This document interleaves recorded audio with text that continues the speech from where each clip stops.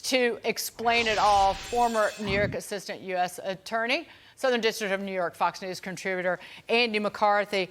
Andy, let's just start with the general refusal to answer questions and what you heard today from John Kirby and the response from the White House and how it's changed or hasn't changed.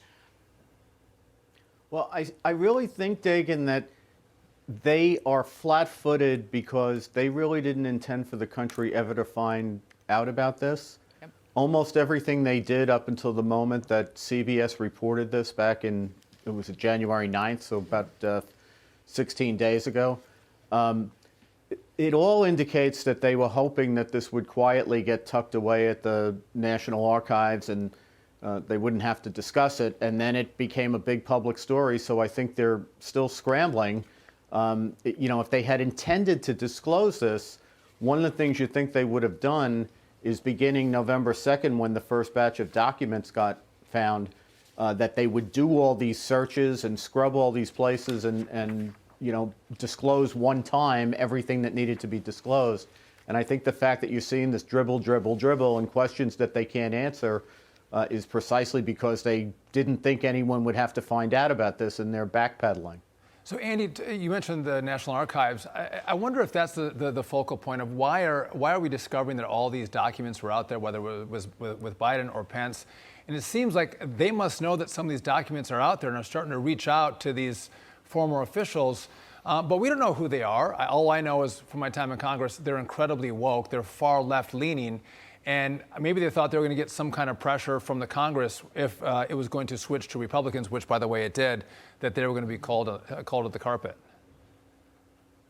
Well, the impression I get, Sean, is that there's a culture of non-enforcement when you're dealing with these top-level officials. Mm-hmm. So, the president or the vice president or whoever wants a document, some low-level aide who has a security clearance gets it, and they're allowed to review it in certain places in the White House. If they don't give it back to you, are you going to demand that the president give the document back, or the vice president? So I think the culture starts from the top, where they act as if the rules don't apply to them. Mm-hmm. And then what happens is these documents end up getting intermingled with other things, and then when they get shipped out, they're obviously not careful about what gets shipped out of the White House, and the next thing you know, you have this catastrophe. But I really think for purposes of national security, which is much more important than Trump, more important than Biden, Pence, Hillary, Petraeus, whoever's been in the trick bag on this stuff, for national security purposes,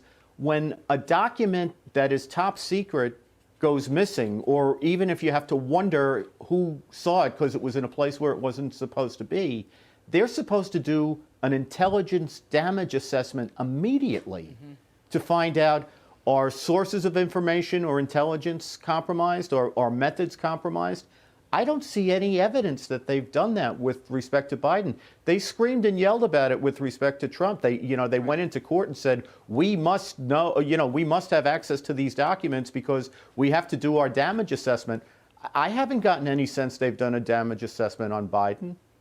Before we go, I want everybody to see Biden yesterday and today and his reaction when he was being asked questions about his mishandling of these classified documents. Sir, are the searches of your homes completed? Mr. President, when is Jeff Zients starting as your next chief of staff? Will you search for Hobbit? What about yesterday? Do we have that? All right, thank you.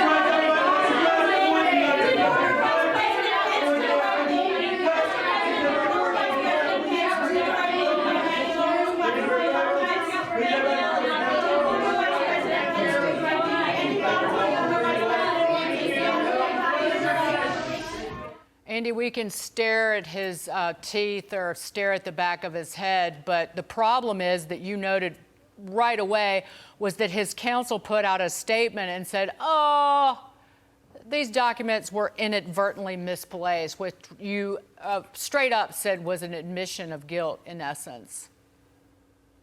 Well, yeah, Dagan, the standard in the statute is gross negligence. So if you tell people that you inadvertently misplaced it, that's essentially saying the same thing. I think now what you're seeing is that, they told everybody that they were very transparent and they were self-reporting.